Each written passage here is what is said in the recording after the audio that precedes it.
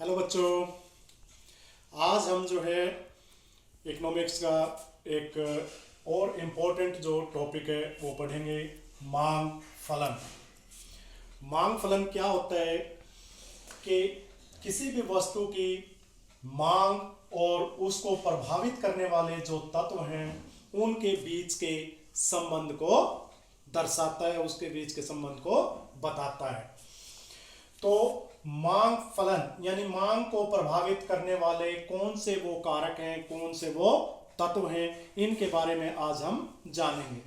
तो मांग फलन दो प्रकार का हो सकता है, एक तो व्यक्तिगत मांग फलन और दूसरा बाजार मांग फलन। व्यक्तिगत मांग फलन एक उपभोक्ता द्वारा की गई जो वस्तु की मांग है उसको प्रभावित करने वाले जो तत्व हैं उनके संबंध को व्यक्तिगत मांग फलन कहते हैं। और जो बाजार मांग फलन है वो पूरे के पूरे बाजार में सभी उपभोक्ताओं के द्वारा जो मांग की जाती है वस्तु की, उस मांग को जो प्रभावित करने वाले तत्व हैं उनके बीच के संबंध को बताता है, वो बाजार मांग फलन होता है। अब हम जो मांग फलन, मांग को प्रभावित करने वाले जो कारक हैं, जो तत्व हैं, उनके बारे में एक एक करके विस्तार से जानेंगे कि मांग को कौन कौन से कारक प्रभावित करते हैं।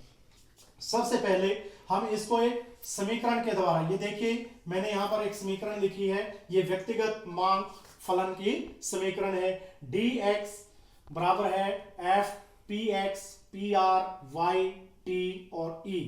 इसको हम ऐसे पढ़ेंगे कि x वस्तु की मांग, f मतलब फलन है, किसका फलन है? प्राइस ऑफ x, x वस्तु की कीमत, प्राइस ऑफ रिलेटेड गुड्स जो संबंधित वस्तुएं हैं उनकी कीमत, y उपभोक्ता की आय, t उपभोक्ता की रुचि एवं प्राथमिकताएं और e एक्सपेक्टेशन यानी भविष्य की संभावनाएं। तो ये सारे जो तत्व हैं ये व्यक्तिगत मांग जो है उसको प्रभावित करते हैं। वस्तु की अपनी कीमत, px वस्तु की अपनी कीमत, ये किस प्रकार से प्रभावित करती है? जब किसी वस्तु की कीमत बढ़ती है, प्राइस अप, तो डिमांड जो है वो डाउन, कम हो जाती है, उसकी मांग कम हो जाती है। जब किसी वस्तु की कीमत बढ़ती है तो उसकी मांग कम हो जाती है, और जब कीमत कम होती है तो उसकी मांग बढ़ जाती है। यानी कीमत और मांग में विपरीत संबंध है, कीमत और मांग में विपरीत संबंध है। तो इसको हम मांग का सिद्धांत भी कहते हैं, मांग का नियम भी कहते हैं, जिसके बारे में हम आगे बाद में विस्तार से पढ़ेंगे। दूसरा जो प्रभावित करने वाला तत्व है संबंधित वस्तुओं की कीमत। अब संबंधित वस्तुएं क्या होती है? संबंधित वस्तुएं जो है वो दो प्रकार की हो सकती हैं। कौन कौन सी संबंधित वस्तुएं? एक तो होती हैं प्रतिस्थापन वस्तुएं। प्रतिस्थापन वस्तुएं, प्रतिस्थापन वस्तुएं क्या होती हैं कि जो वस्तुएं एक के स्थान पर दूसरी वस्तु का प्रयोग किया जाए। उदाहरण के लिए जैसे कोका कोला, पेप्सी एक दूसरे के स्थान पर प्रयोग की जा सकती हैं, तो ये है प्रतिस्थापन वस्तुएं। और दूसरे प्रकार की जो वस्तुएं होती हैं वो हैं पूरक वस्तुएं। पूरक वस्तुएं वे वस्तुएं होती हैं जो दोनों वस्तुएं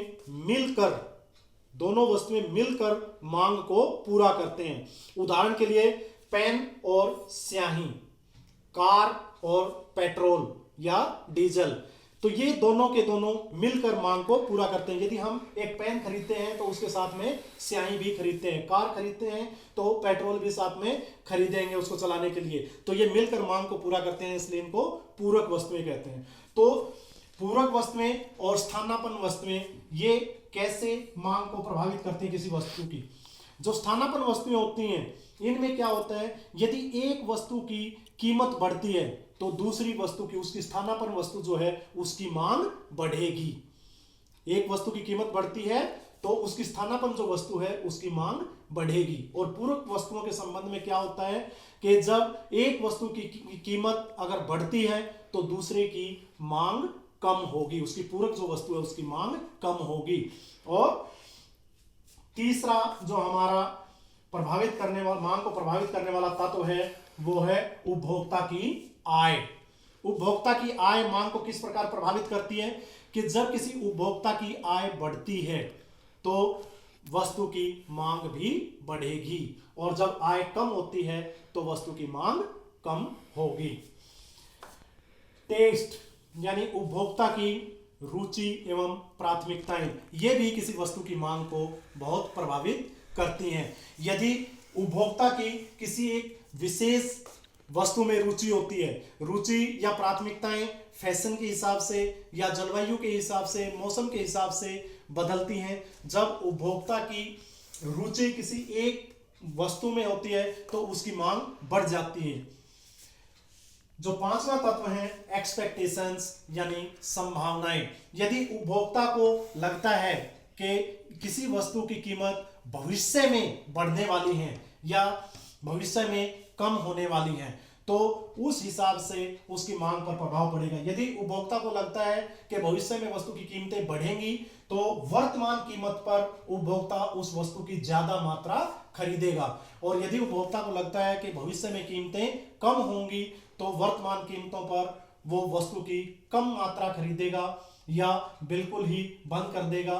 वो सोचेगा कि भाई आने वाले वक्त में जब कीमतें कम होंगी तभी उस वस्तु की ज्यादा मात्रा खरीदेंगे। तो ये व्यक्तिगत मांग जो है उसको प्रभावित करने वाले 5 तत्व थे।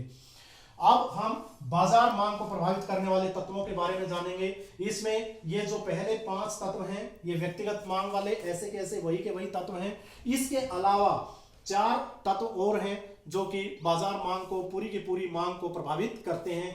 इसमें है एन मतलब पॉपुलेशन, जनसंख्या। यदि किसी देश में जनसंख्या ज्यादा होगी तो वहां पर वस्तुओं की मांग भी ज्यादा होगी। तो जनसंख्या जो है किसी वस्तु की मांग को प्रभावित इस प्रकार करती है कि जनसंख्या ज्यादा होगी तो वस्तु की मांग ज्यादा होगी, जनसंख्या कम होगी तो वस्तु की मांग कम होगी। उसके बाद में जी गवर्नमेंट पॉलिसीज यानी सरकार की जो नीतियां हैं वो भी किसी वस्तु की मांग को प्रभावित करती हैं। यदि सरकार चाहती है कि किसी वस्तु की मांग कम हो तो सरकार क्या करेगी कि करों को बढ़ा देगी, उस वस्तु पर कर लगा देगी जिससे कि वस्तु महंगी हो जाएगी, और जब उसकी कीमत ज्यादा हो जाएगी, वस्तु महंगी हो जाएगी तो उसकी मांग कम हो जाएगी। इसके विपरीत यदि सरकार चाहती है कि भाई इस वस्तु की ज्यादा मांग हो तो क्या करेगी, उसकी कर कम कर देगी जिससे कि वस्तु की कीमत कम हो जाएगी, और कीमत कम होने की वजह से उसकी मांग बढ़ जाएगी, या सरकार उस पर कुछ सब्सिडी दे सकती है जिससे कि उसकी कीमत कम हो जाए और उसकी मांग बढ़ जाए। तो इस प्रकार सरकार की जो नीतियां हैं वो भी वस्तु की मांग को प्रभावित करती हैं, बाजार मांग को प्रभावित करती हैं। एस सीजन, मौसम, जलवायु। किसी भी क्षेत्र की जलवायु या मौसम जो है वो भी बाजार मांग को प्रभावित करता है। जैसे यदि ठंडे इलाके हैं तो वहां पर ऊन से बने वस्त्र जो हैं उनकी मांग ज्यादा होगी, यदि गर्म इलाके हैं तो वहां पर सूती वस्त्रों की मांग ज्यादा होगी। वाई डी यानी आय का वितरण, इसको हम वाई डी से लिखते हैं, डिस्ट्रीब्यूशन ऑफ इनकम। आय का वितरण भी बाजार मांग को प्रभावित करता है। यदि आय का वितरण समान होगा तो बाजार में मांग जो है वो ज्यादा होगी। यदि आय का वितरण असमान है, कुछ ही लोगों के पास में ज्यादा आय है और अधिकतर लोगों के पास में कम आय है, तो जो कुल बाजार मांग है वो कम होगी। तो इस प्रकार ये हमने आज बाजार मांग और व्यक्तिगत मांग को प्रभावित करने वाले जो तत्व हैं इनके बारे में जाना, इनके बारे में समझा। अगले वीडियो में मैं आपको जो मांग का सिद्धांत है उसके बारे में बताऊंगा। धन्यवाद।